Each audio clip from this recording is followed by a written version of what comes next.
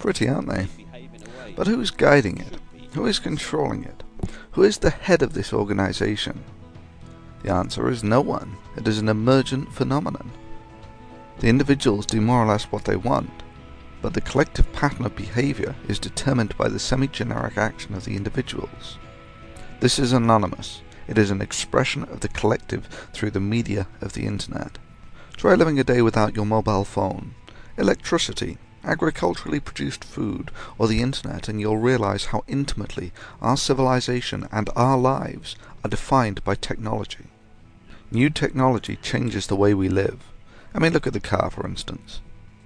So it was with the internet.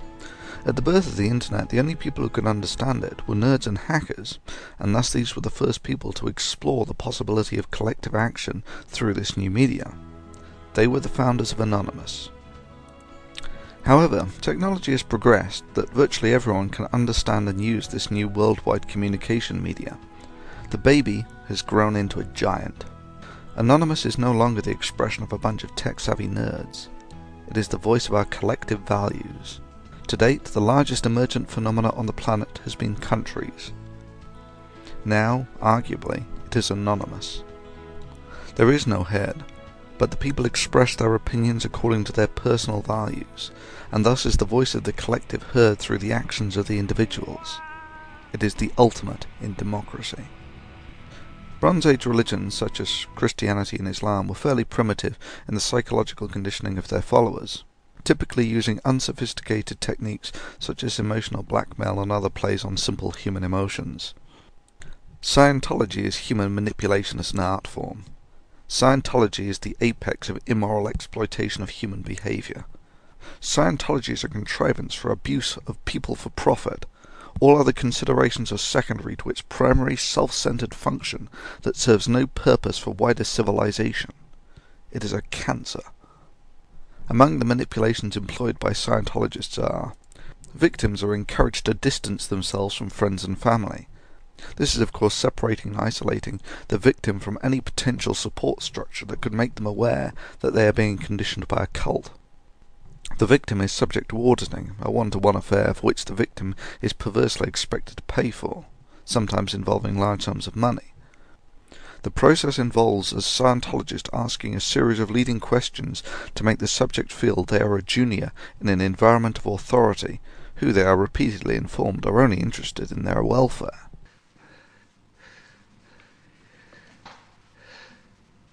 You know perfectly well what is the matter with you, Winston. You've known it for years, though you've fought against the knowledge. You are mentally deranged. You suffer from a defective memory. You've never tried to cure yourself of it because you did not choose to. There was a small effort of will which you were not ready to make.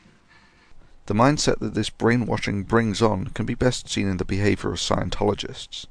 Mark, how many crimes did you help carry up to cover up today? How many crimes?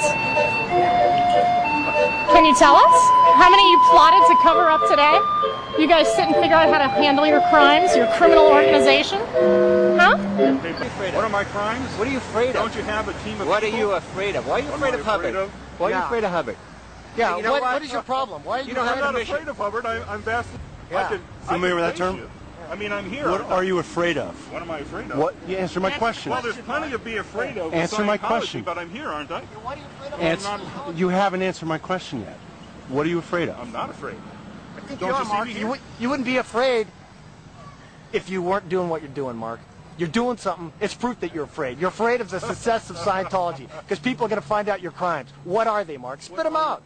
Did you take time off from beating your wife to come down here? What do you got to hide? Well, excuse me, Dan, but... Murder, perhaps? Something in your closet there? Yeah, what would they be? Oh, I'm sure you're a child molester myself. Okay, all right. He looks like it to me. I mean, that'd be my guess. You've got crimes, Mark. Get them off your chest. You know you got the crimes. You know you've done things. What is it? You tell us, Mark. What is it? What are your crimes? Activities. What are your criminal activities, Mark? Because that's why you're here. You've got your own criminal activities you want to hide. Well, spit them out, Mark. That's all you're here for, to hide your own crimes. The technique is dogged and relentless, and conditions the victim to servitude.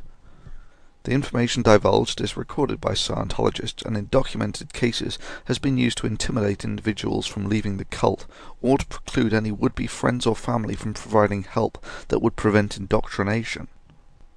Scientology is a hierarchical structure in which the initiates start off at an entry level and work up. The structure propounds to the victim that they are subservient in an authoritarian system, and to give the victim the illusion that they are achieving something, when really it's simply predating on the addictive and habit-forming behaviour of social advancement. Once the victim has been conditioned to servitude, they are bled for money for auditing, and paid a commission for indoctrinating others to Scientology. In this sense, Scientology is akin to a brainwashing pyramid scheme. Scientology is also ruthless in implementing the military doctrine of local superiority of numbers against critics and those who think of leaving the cult. This has been known through a fair game policy, where Scientologists were told that they were not subject to the rules of decency when interacting with anyone who was critical of Scientology. This usually takes the form of intimidation and ad hominem attacks. This constitutes attacking people, not the ideas that they put forward. L. Ron Hubbard wrote, "Anyone who attacks Scientology is a criminal. All you have to do is dig up their crimes to silence them. And if you can't dig up any crimes, manufacture them." In the academic arena, this is simply a non-starter. The concept is valid no matter where it originates. It doesn't matter that Newton was a creationist. This doesn't change the validity of Newtonian mechanics. It doesn't matter that Churchill was a drunk. He was still a pretty sharp bunny.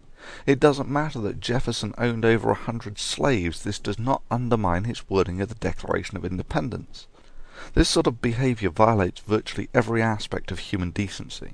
It would be like showing up at a Truman White House press conference and repeatedly announcing, "I want you all to know that you're talking to the only man in history to use nukes on defenceless cities."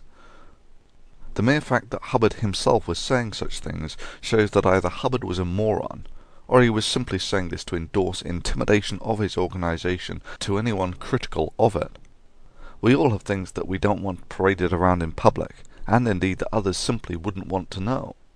This is called privacy.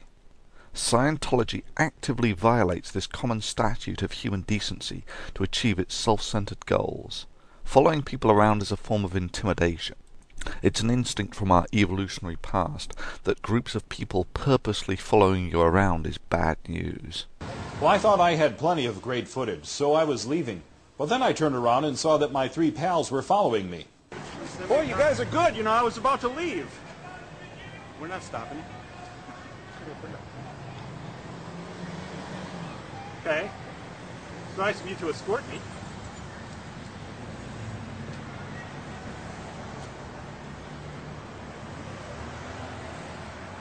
Dan, do you want to apologize for coming to picket me at my home? You think it was proper to set leaflets around my neighborhood? For you to see the facility. The man in black is the Scientology cameraman. Are you sure you're getting good sound? Shall I hold that?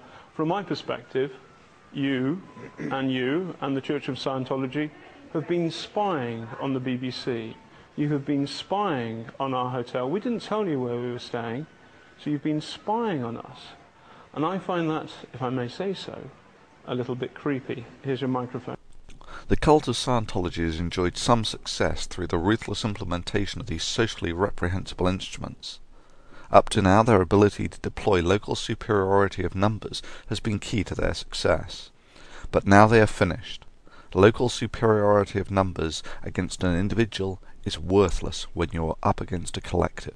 The advent of the Internet and the emergent behaviour of the giant of Anonymous has robbed them of the ability to perform the socially sick acts that allowed the existence and propagation of Scientology. Times have changed. Technology has changed the landscape of the conflict and the rules of engagement. Scientology has lost the backbone of its intimidation techniques on the web. Here it cannot control the media. Here it cannot intimidate the collective. Sure, it can pursue and attack the individual with malicious threatening behaviour, but this serves only to bind and anger the collective.